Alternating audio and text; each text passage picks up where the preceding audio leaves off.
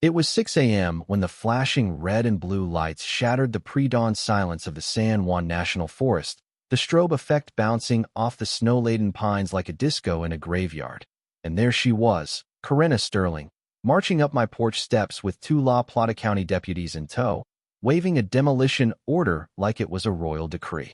She looked ridiculous, standing there in the biting 15-degree mountain air, her pristine white designer boots crunching into the fresh powder, her meticulously sprayed blonde bob helmet hard against the wind, looking at me with the kind of smug satisfaction that usually precedes a very hard fall.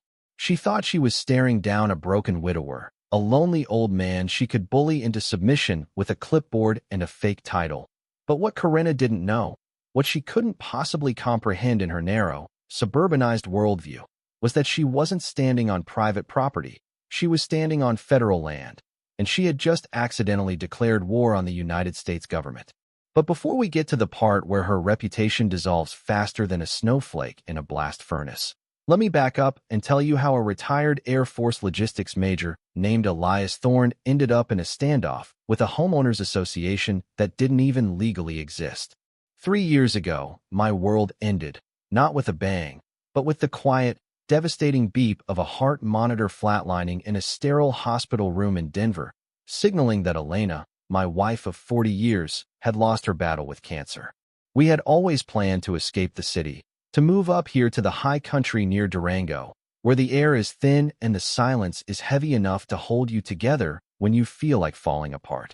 After the funeral, the silence in our suburban house was too loud, filled with the ghosts of memories and the suffocating sympathy of neighbors. So I sold everything, packed up my tools, and moved to the 2 acres I'd inherited from my grandfather, a rugged patch of earth sitting at 8,500 feet, surrounded by towering ponderosa pines and absolutely nothing else. I built the cabin with my own hands, board by board, nail by nail, treating the construction like a tactical operation to keep the grief at bay, channeling every ounce of pain into the 1,200 square foot structure that featured a metal roof, a fiercely efficient solar array, and a composting system that would make any environmentalist weep with joy. It was just me and Gunnar, my German Shepherd mix, living in a rhythm defined by the rising sun and the falling snow, slowly healing, slowly learning to breathe again without the crushing weight of loss on my chest. And then, like an invasive species arriving to choke out the native flora, came Corinna Sterling. She had moved into the valley 18 months prior, a transplant from some high-tax coastal city, driving a white Range Rover with vanity plates that read RLTR Queen, a vehicle that somehow remained spotless despite the mud and grit of our mountain roads. She elbowed her way onto the board of the Pinecrest Summit Association, a self-appointed governing body, and immediately began her crusade to civilize the wilderness, measuring grass height with a ruler and photographing trash cans left out past 8 a.m. like she was documenting evidence for The Hague. You could smell her perfume before you saw her, a chemical assault that cut through the scent of wood smoke and pine resin, signaling that the fun police had arrived. She targeted me because my lifestyle, my rustic, off-grid existence, supposedly threatened the aesthetic integrity and property values of her imaginary suburban paradise. Never mind that my nearest neighbor, a Vietnam vet named Sarge Miller, lived 300 yards away through dense forest. The first shot was fired on a crisp October morning, the kind where the aspen leaves are turning to gold coins and the air tastes like cold iron. She marched up my driveway, clipboard clutched to her chest like a shield, wearing a cream-colored coat that probably cost more than my first car. "Major Thorne," she announced, her voice grating like sandpaper on glass. "Your structure violates multiple Pinecrest Summit architectural standards." And she started snapping photos of my solar panels with her phone, looking at them with the same disgust one might reserve for a roadkill carcass. "Ma'am," I said, holding my coffee mug with a calmness I didn't feel, "I never signed any HOA covenants. This deed has been in my family since 1987, long before you or your little club existed." Her laugh was a sharp, barking sound, devoid of humor. "All properties in this subdivision are grandfathered into the association. You'll need to submit architectural review applications, retroactively of course, and pay the associated fees," she said, gesturing dismissively at my rain collection barrels. and those eyesores will definitely have to go. How much? I asked, just to gauge the level of insanity. 500 for the initial review, plus compliance costs, she smiled, a predatory baring of teeth that didn't reach her cold eyes. That evening, under the warm glow of a kerosene lamp, I spread my grandfather's original deed across the kitchen table, the yellowed paper feeling fragile and heavy with history, and I compared it to the boundary maps Corinna had sent over. Something wasn't right. The geometry was off. My grandfather's iron survey markers, driven into the earth decades ago, were still standing proud, but her map showed them 50 feet south. I went to the La Plata County Recorder's office the next morning and met with Clerk Henderson, a man with skin like old leather and a patience born of 30 years in public service. "There's been a mapping discrepancy on your plot for years, Major," Henderson muttered, squinting at the microfiche. "Never had a reason to dig into it until now." That conversation planted a seed, a tiny tactical curiosity that would eventually bloom into Corinna's worst nightmare. 2 weeks later, the bombardment began. A certified letter arrived, thick as a phone book, demanding the $500 fee, plus daily fines of $50 for my non-compliant structure, accompanied by glossy photos of my solar panels, my wood stack, and even Gunner's doghouse, circled in red marker like targets. She had copied the letter to the La Plata County Sheriff's Office and the building department, trying to weaponize the government against me, which was her first tactical error. I drove back to town, manila folder in hand, and sat down with Henderson again. "I need copies of all my permits," I told him, sliding Corinna's thread across the desk. He read it and chuckled, a dry, dusty sound. "Son, this lady has about as much authority over county-approved structures as my cat has over the space program," he said, pulling my file which showed every permit stamped, every inspection passed, every code exceeded. I sent my response via registered mail, attaching the county's letter of approval, but I didn't stop there because you don't win a war by just deflecting, you win by flanking. A quick search of the Colorado Secretary of State's business database revealed something delicious.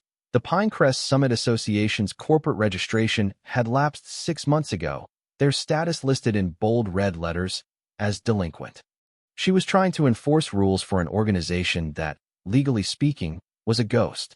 Corinna's response was swift and hysterical, doubling down with threats of emergency enforcement actions, acting like a gambler chasing losses, convinced the next hand would fix everything. Then she went nuclear, filing a noise complaint about my generator, claiming it was disturbing the peace, which brought Deputy Vance to my door on a Thursday evening. Vance looked uncomfortable, the gravel crunching under his boots as Gunner wagged his tail, sensing no threat. "Major, I got a complaint about industrial noise," Vance said, looking around at the silent, majestic wilderness where the only sound was the wind in the trees. "Deputy," I said softly, "my nearest neighbor is Sarge Miller, 300 yards that way. Want to go ask him if he can hear my generator?" Vance sighed, rubbing the back of his neck. "Sir, I have to respond, but honestly, this seems civil." "About that?" I said, pulling up the state database on my phone. "Would you like to see the registry showing this HOA doesn't exist?" Vance's eyebrows shot up, and in that moment, the dynamic shifted. Corinna thought she was using the law as her personal hammer, but she had just inadvertently educated a law enforcement officer about her own illegitimacy. "She's been filing a lot of complaints," Vance admitted, his voice lowering. "We're starting to see a pattern." I called Sarge later that night. "Major, that which has been after Mrs. Higgins, too," Sarge rasped, his voice thick with decades of unfiltered cigarettes. "Tried to find the poor woman for having too many bird feeders. Said they attracted vermin." The picture was clear now. Corinna Sterling wasn't just annoying. She was a predator, systematically bullying the elderly, the veterans, anyone who didn't fit her pristine, sanitized vision of mountain living. I started documenting everything: dates, times, photos, witness statements, building an intelligence file that would make the Pentagon proud, because superior firepower means nothing without good intel. And Corinna was digging a hole, unaware that I was standing above her, waiting to hand her a bigger shovel. The next morning, she filed a formal lien against my property for unpaid assessments, a piece of paper that had zero legal standing but would eventually become a federal exhibit.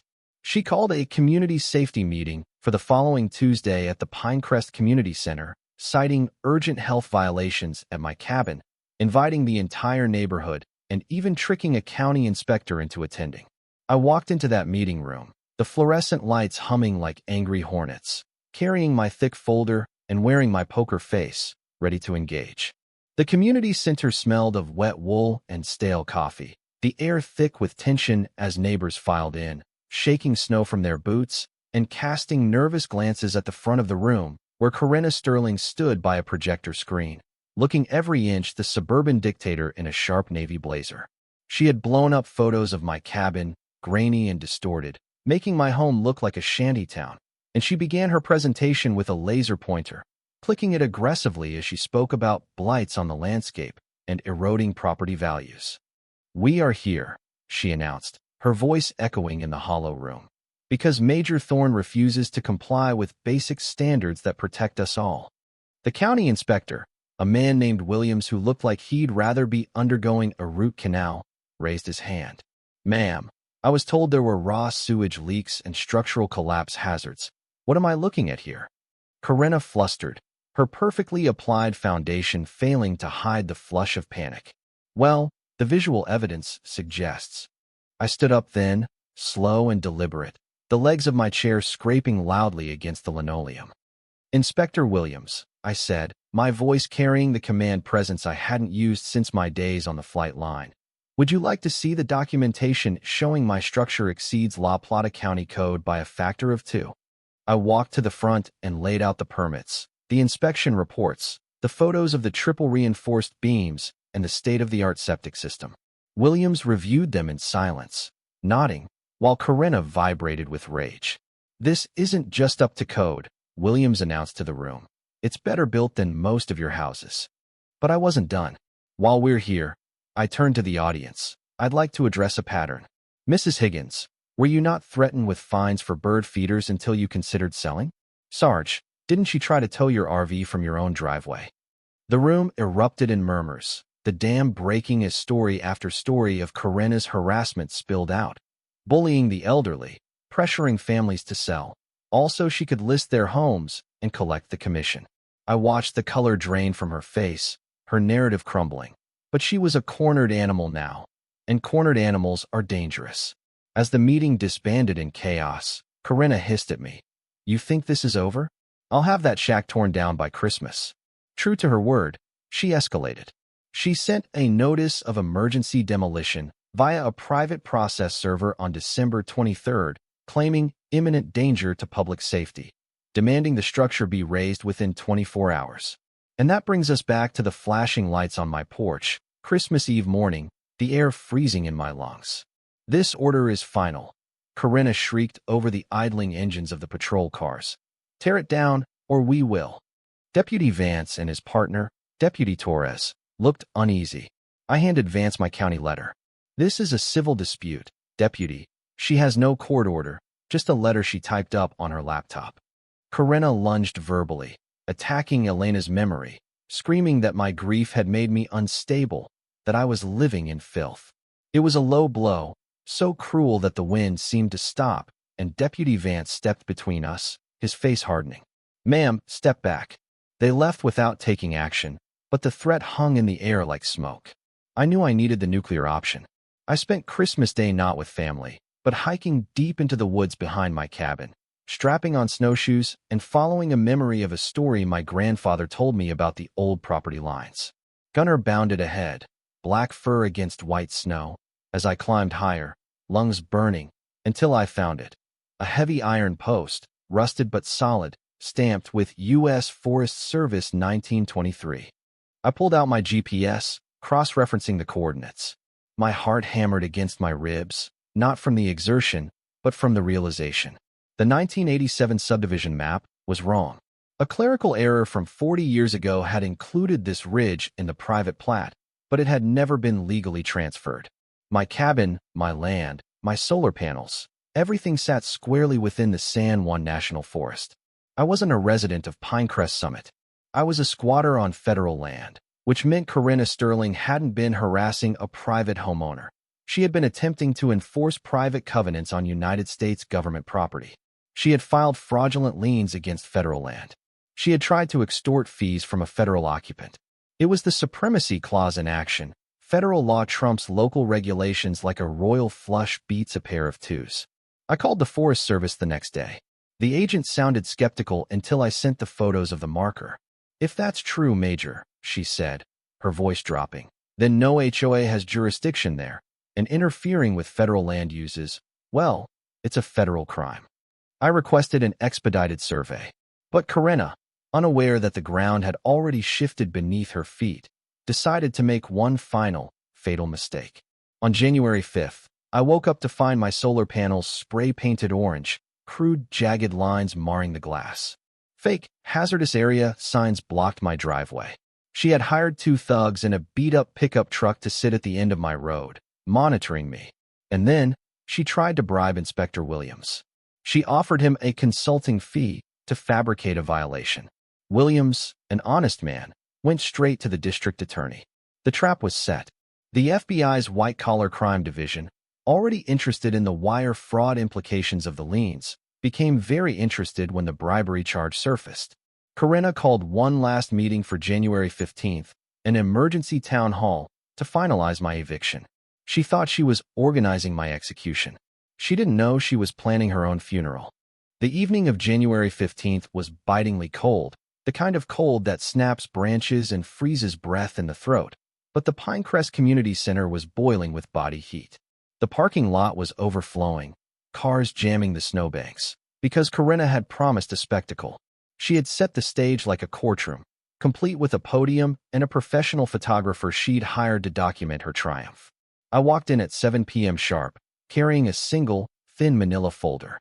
Corinna stood at the front, dressed in a power suit that looked severe enough to cut glass, her eyes scanning the crowd with the arrogance of a queen looking at her subjects.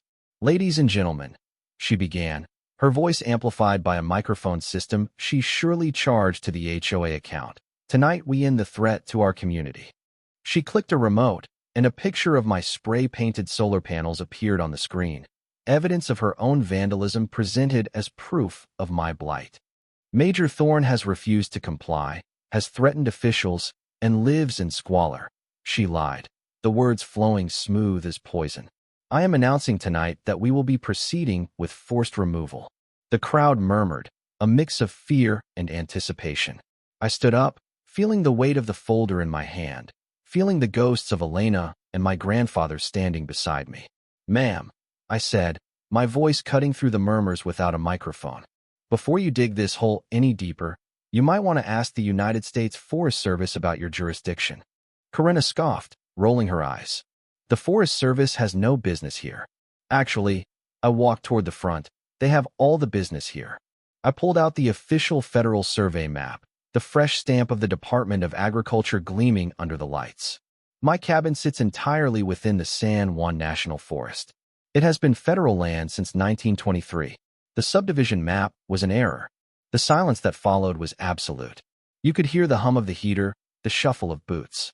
"That means," I continued, locking eyes with her, "that you have been filing fraudulent liens against the United States government.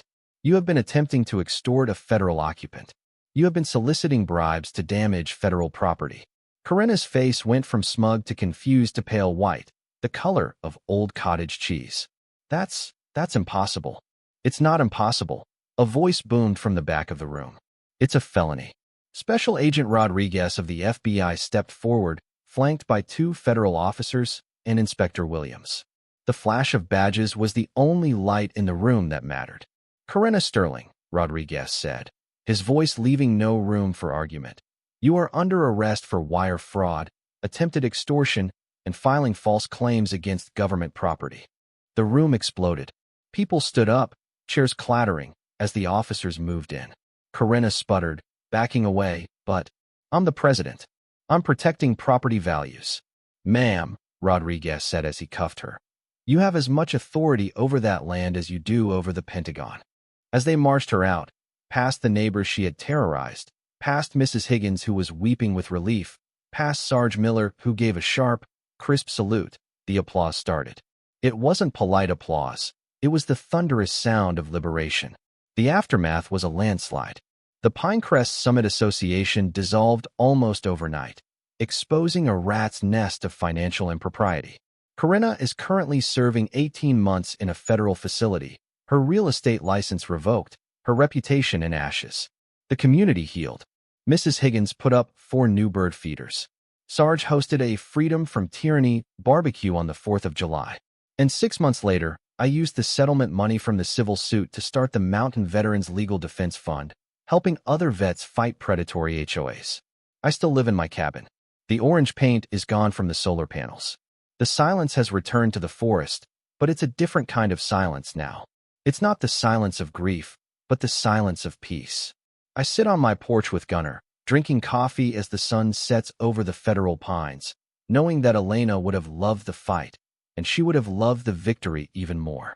But as I watch the snow fall, covering the scars on the land, I'm left with a question that gnaws at me. We cheer for justice, we cheer when the bully falls, but why do we allow these petty tyrants to gain power in the first place? Why does it take a federal investigation to stop a woman from terrorizing an 80-year-old widow over bird feeders? Is it because we're too polite? Too scared?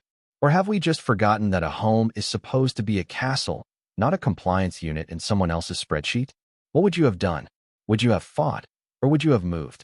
Let me know in the comments below. And if you believe a man's home is his fortress, hit that like button. Thanks so much for watching until the end. If you enjoyed the video, please hit that like button. Drop a comment telling me your thoughts.